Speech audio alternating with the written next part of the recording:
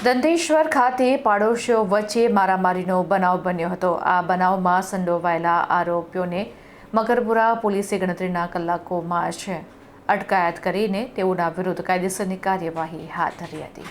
Danteshwar Bombay housing ખાતેના મકાન ધરાવતા મકાન માલિક સામાન ભરવા ગયા હતા ત્યારે ઘરની સામે રહેતા હિરલ અને તેમના માતા શકુંતલાબેન, તેમના પતિ વિજયભાઈ, તેમનો દીકરો હિમાંશુ વગેરે ઘરે આવીને કહેવા લાગ્યા કે તમે અહીંયા કોણે પૂછીને આવ્યા છો।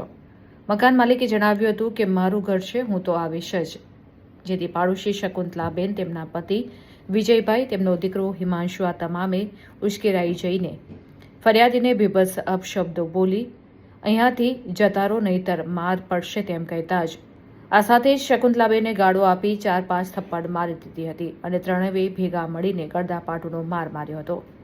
ત્યારબાદ તેમનો દીકરો હિમાંશુ રિક્ષામાંથી હોકી લાવીને હોકીથી હુમલો કર્યો હતો, જેથી મકાન માલિકે મકરપુરા પોલીસમાં ફરિયાદ કરતા પોલીસે આરોપીઓની ગણતરીના કલાકોમાં જ અટકાયત કરી હતી અને આ તમામ વિરુદ્ધ કાયદેસરની કાર્યવાહી હાથ ધરી હતી।